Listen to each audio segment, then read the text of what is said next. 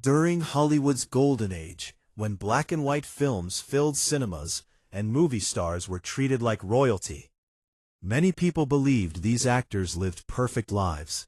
They were rich, famous, admired, and always smiling in magazines.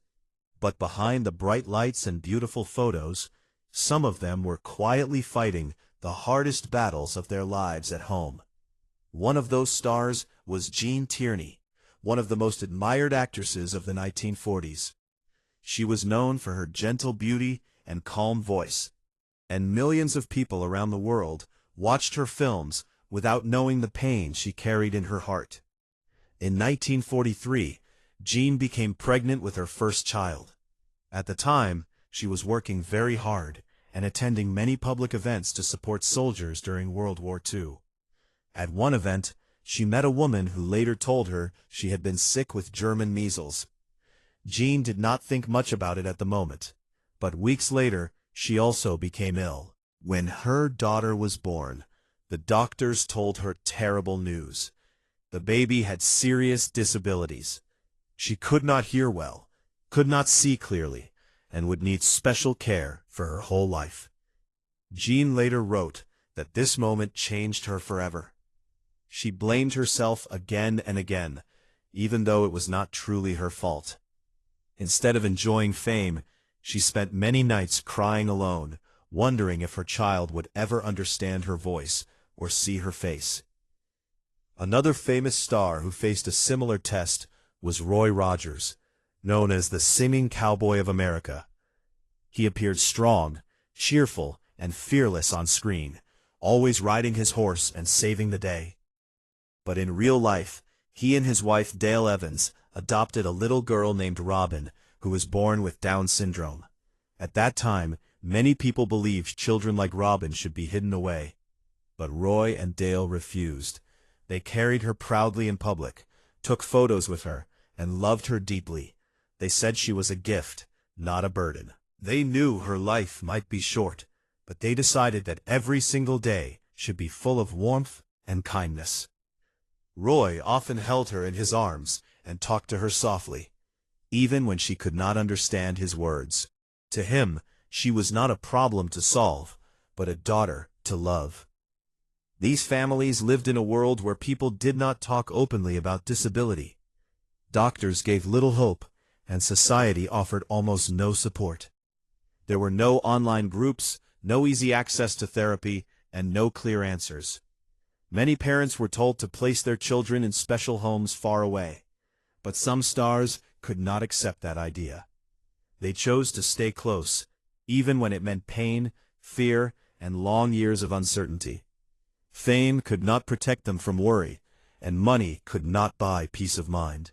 When the cameras turned off and the crowds disappeared, they were simply parents, sitting beside small beds, listening to slow breathing, holding tiny hands, and praying that their children would feel safe in a world that often did not understand them. Their stories show that even in an age of glamour, love was still the strongest and most difficult role they would ever play. Another well-known name from old Hollywood was Arthur Miller, a famous writer whose plays were performed all over the world. People praised his words and called him a genius, but few knew about the quiet sorrow he carried for decades. In the 1960s, his son Daniel was born with Down syndrome. At that time, doctors often told parents that children like Daniel would never live normal lives and would only bring hardship to the family. Arthur was advised to place his baby in a special care institution. His son grew up far from the family home, cared for by nurses, instead of hearing his father's voice each night. In public, Arthur rarely spoke about this child. Many people believed he had forgotten him, but those close to him said the truth was very different. He visited when he could, brought small gifts, and sat beside his son, telling stories, even if Daniel could not fully understand them. Some regrets are too heavy to share with the world, and Arthur carried his in silence until the end of his life. Another actor, Lloyd Nolan, faced a different choice. His son Jay was one of the first children in America to be diagnosed with autism at a time when even doctors barely understood the condition.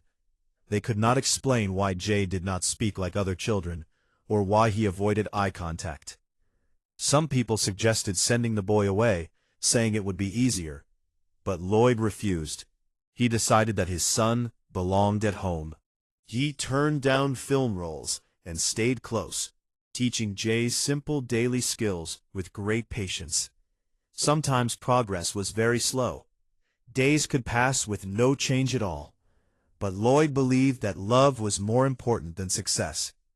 He once said that hearing his son speak even a few words was more powerful than any applause he had ever received from a theater. Because of his experience, he later spoke in public about the need for education and understanding for children with autism.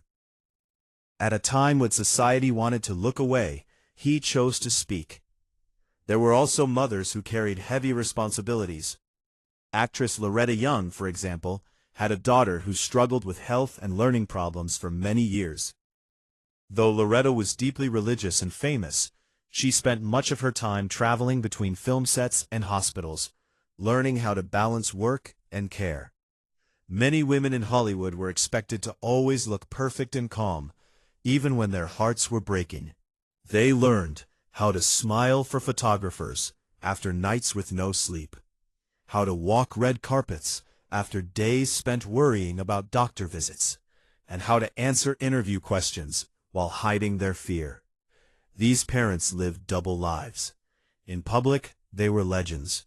In private, they were tired, uncertain, and deeply human. Their homes were not filled only with awards and scripts, but also with medicine bottles, special books, quiet rooms, and long conversations about the future. They worried about who would care for their children when they were gone, whether their sons and daughters would be safe, and whether the world would ever treat them with kindness instead of judgment. Their fame gave them a platform, but it also gave them pressure to stay silent, because in those days, speaking openly about disability was often seen as shameful.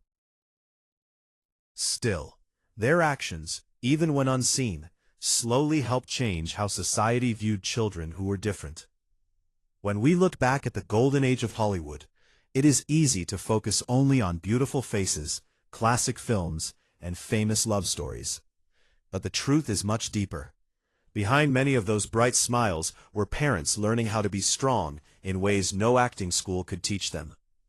They learned patience while sitting through long medical visits. They learned courage when doctors could not give clear answers.